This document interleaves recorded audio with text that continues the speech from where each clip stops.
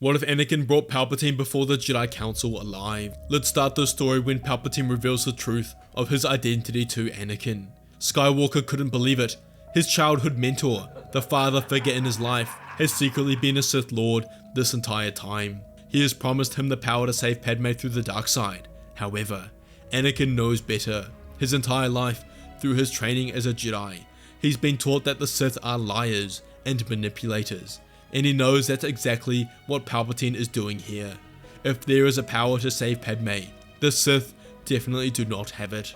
Anakin ignites his blade, telling Palpatine to come quietly, that he's taking him in, but Palpatine tells Anakin that's something he cannot do, and ignites his blade in return.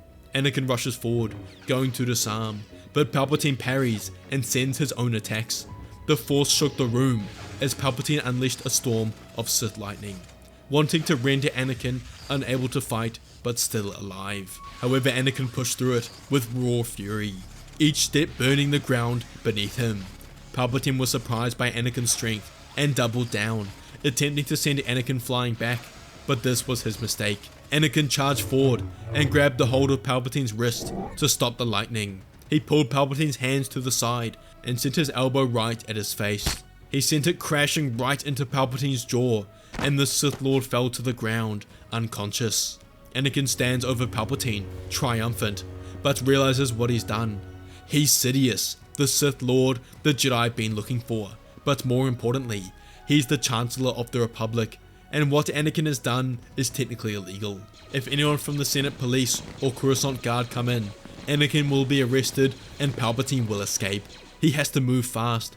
He covers Palpatine with a cloth and pulls him over his shoulder. He cracks the door to his office and sees a repulsor cart outside. He puts Palpatine on it and slowly makes his way out of the building. He gets onto his ship, goes to the Jedi Temple, and does the same there. He takes Palpatine right towards the council chambers. He finds Shakti on the way, who asks Skywalker if everything's okay, sensing the turmoil in his head, but Anakin tells her he doesn't have the time to explain, and she must come with him now. They rush into the council chambers together, and send a message to all the masters, demanding an emergency meeting now. One by one the council members pop up through holocrons, and on the planet, Windu, Kolar, Tin, and Fisto arrive. They all sit, and Windu asks Skywalker what the meaning of this is. Skywalker declares to everyone that he's captured Darth Sidious. He turns and pulls in the repulsor cart to take off the sheets covering Sidious to reveal his true identity, Chancellor Palpatine. Gasps circle the chamber as no one can believe it. Anakin tells them the truth, how Palpatine revealed his identity in an attempt to lure him to the dark side, but states he's loyal to the Jedi Order and Republic and stop Palpatine himself. The council lean in and can sense the dark side in Palpatine because he's unconscious and can't shield his presence in the Force, and thus they all know Anakin must be telling the truth. Windu stands and declares that Anakin has his trust. He has completed his role as the Chosen One and defeated the Sith, and therefore he has earned the rank of Jedi Master. Anakin bows and takes his seat, and they must all now discuss how to move on from here. They debated what to do with Palpatine. He was the Chancellor, and no doubt this could become a difficult legal issue. However, they concluded that they must gather all the evidence of Palpatine's treachery and alliance with Dooku to prove to the Senate that not only is Palpatine Sidious, but actually working with the Separatists and is behind the Clone War. They spend some time doing this, and send a group of Jedi to Palpatine's office to steal all the data and communication logs from his computers. And though the goal is to take over the Senate temporarily to ensure stability during this time, they contact the Republic Security Council and meet with them. They shared all the evidence with them, and they were all shocked to learn Palpatine had been a traitor this entire time. They supported the council taking control of the Senate, Bail Organa being the strongest advocate, and held a Senate meeting to share all the evidence and proof they had with them as well.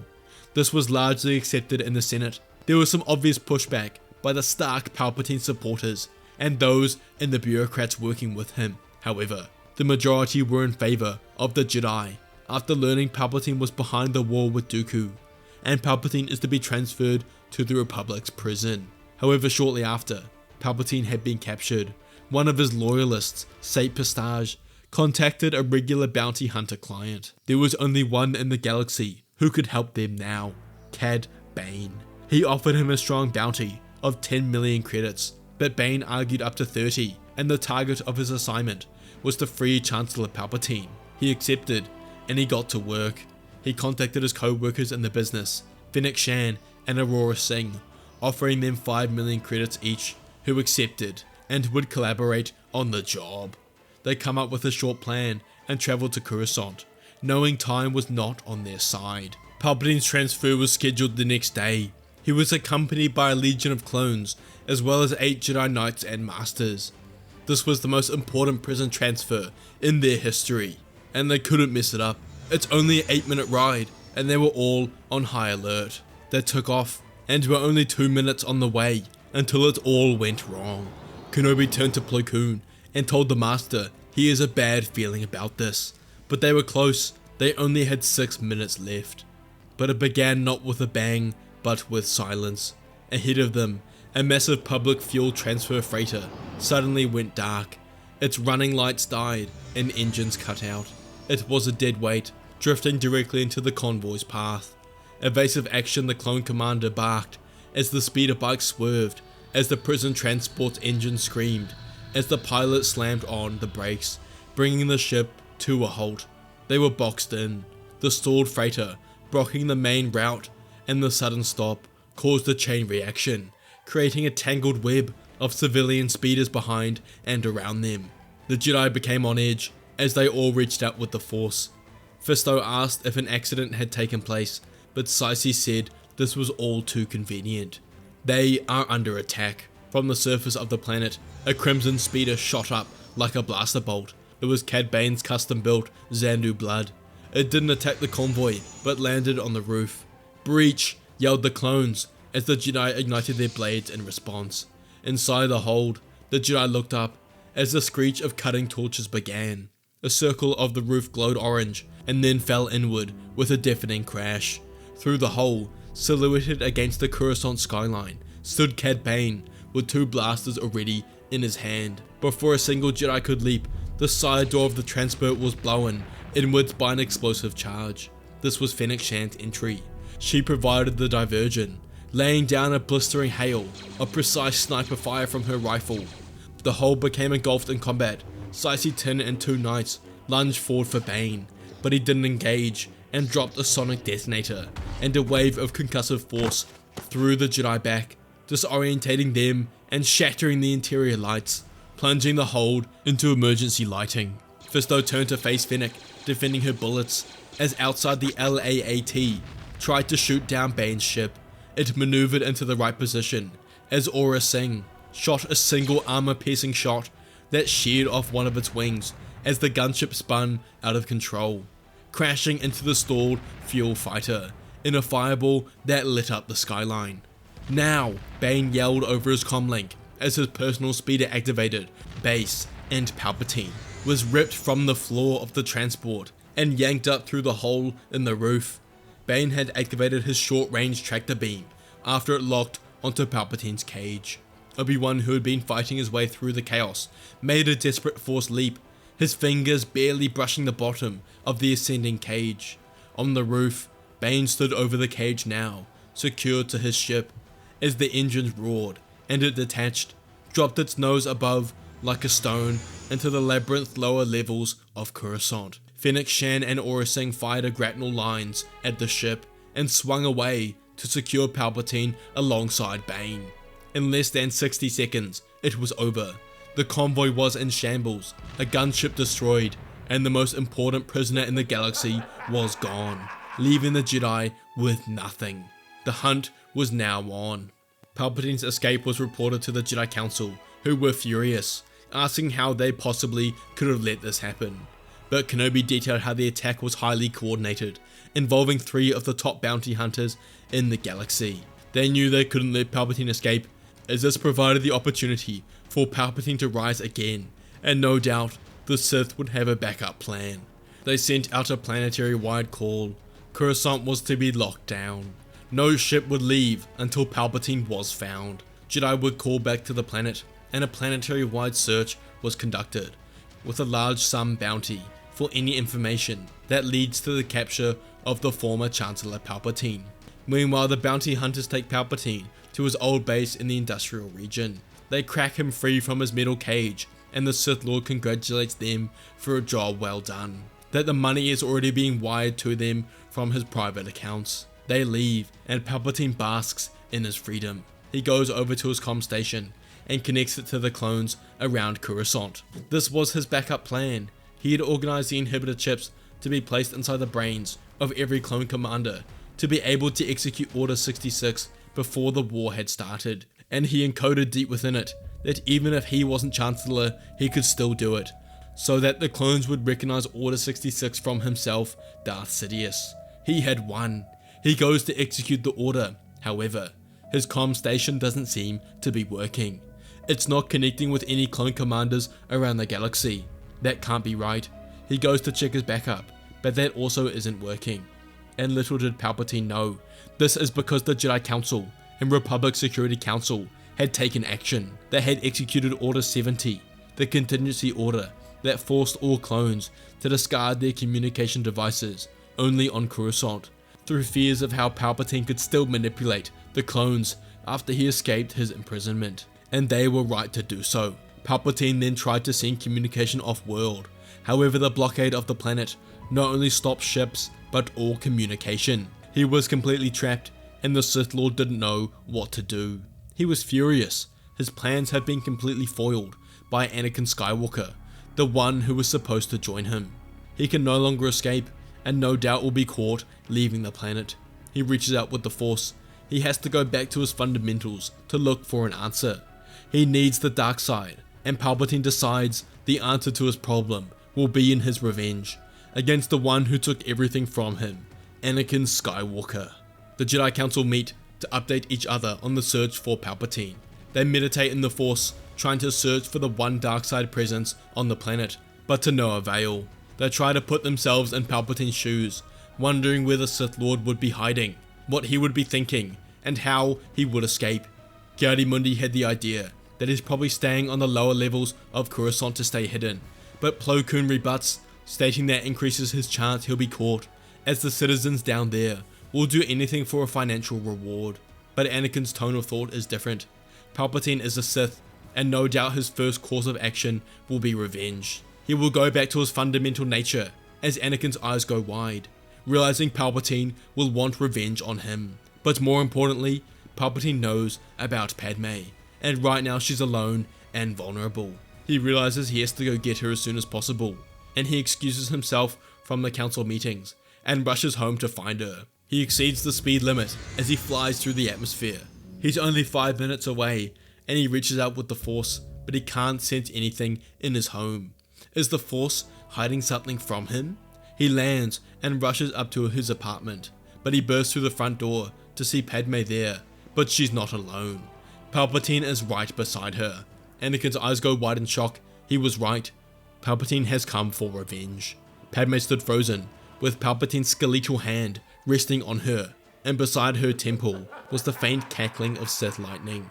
Palpatine muttered Anakin's name, telling him that he's so predictable, that he's always a creature of profound, yet simple attachments. It was his greatest strength, and now it'll be his ultimate undoing. Anakin begs Palpatine to let Padme go, his lightsaber igniting with a snap hiss. But Palpatine tells Anakin he thinks not. He had the galaxy within his grasp. He could have become the master of life and death itself, a god across the stars. He offered Anakin everything, but he chose to be a slave once again. The Jedi's dog, leashed and muzzled. Palpatine's eyes burned yellow, and they flickered towards Padme, and he told her, her husband's noble choice to be a Jedi has signed her death warrant. He could have saved you with the power I offered him, and now he'll only be able to avenge you, and your death will be his true birth into the dark side. Anakin took a step forward, screaming towards Palpatine that he will kill him, but Palpatine smirked, telling Anakin this is the passion he sought from him, but first he must fail. This will be his first lesson. The cost of defying a Sith Lord is to lose everything. He tells Anakin to watch closely, to witness the price of his righteousness. Palpatine ignites his lightsaber and motions it towards Padme as he rushes forward. However, from the side, came something neither Palpatine nor Anakin had expected. It was Jedi Master Obi-Wan Kenobi. He had sensed the turmoil Anakin was in during the council meeting and suspected it to be involving Palpatine, and followed Anakin after he had left suddenly. Obi-Wan reached his hand through the apartment window and connected with Palpatine's hand through the Force, causing it to stop mid-air so that it would not connect with Padme. Palpatine was caught off guard as his arm stopped in place. He looked to his right to see Kenobi and went to pull himself away to break free from his connection, but it was too late. Anakin was upon him and slashed with his own blade, severing Palpatine's hand from his wrist. The Sith Lord screamed in pain, as with his other hand sent lightning at Anakin, who blocked with his lightsaber. Kenobi rushed forward, but before he could strike, Padme threw a fist at Palpatine, connecting with his jaw, which pushed him to the side, stumbling back. He reached out with the Force to ignite the blade from his fallen arm and thrust it towards Padme, but Obi-Wan was upon him and blocked the strike before it could connect, whilst Anakin came from the other side and stabbed his blade directly through Palpatine. The Sith Lord's eyes went wide in horror as he fell to the ground, lifeless. The entire exchange was less than 10 seconds, and once again, Anakin carried Palpatine's body in front of the council, but this time, he was dead. He put Palpatine down in front of the council members, and Windu stood and congratulated Anakin, asking him where he and Kenobi managed to track them down. But Kenobi told Windu that they would discuss that later, that now was the time to deal with the outcome of Palpatine's death. Over the following day, the Jedi presented Palpatine to the Senate, and the council temporarily took control of the Republic Senate. With Palpatine, Dooku and Grievous dead, the separatist movement was essentially over, and the Confederacy of Independent Systems Council surrendered the following day. The Jedi had won the war for the Republic. The council met after to celebrate their victory and finalize the final details. Windu once again asked Kenobi and Skywalker how they found Palpatine, and Anakin was forced to tell the Jedi the truth, that Palpatine had broken into his home and threatened his wife Padme. Windu thought Anakin had misspoke and asked him to repeat himself, but Skywalker said the same thing, and the Jedi understood that Anakin wasn't joking, and he was married to Padme. Furthermore, he told them that Padme was with child and was to give birth in the next couple of days. Murmurs scattered along the chamber. Yoda speaks next, telling Anakin he has defeated the Sith, but broken the Jedi code he has.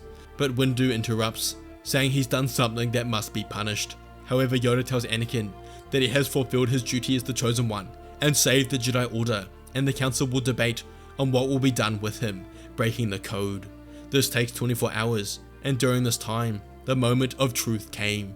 Obi-Wan and Ahsoka joined Anakin when Padme entered labor. He told them all about his dreams, and he was ready to act if necessary. However, their help wasn't needed. Anakin's dreams had lied to him, and Padme gave birth safely to Luke and Leia. Anakin knew when he laid his eyes upon his children for the first time that nothing else mattered. The galaxy, the Jedi, all he needed was his family. The next day he was summoned back in front of the council, where Yoda dished out the verdict. He told Anakin the council has decided that he is permitted to remain in the Order, as long as when the time comes, his children will join the Jedi Order alongside him. But Anakin stands and tells the council that he's done a lot of thinking in the last 24 hours. Too much time has changed, and proclaims that he will leave the Jedi Order after completing his role as the Chosen One. His new life begins as a father and family man. He puts his lightsaber down and tells them he still wishes to be a friend of the Jedi Order, but no longer a member he can be. Yoda stands and bows towards Anakin, thanking him for his service as Anakin glances at Obi-Wan, smiles, and leaves the chamber. Over the following days, he and Padme move to Naboo with their kids, alongside Ahsoka, who joins them.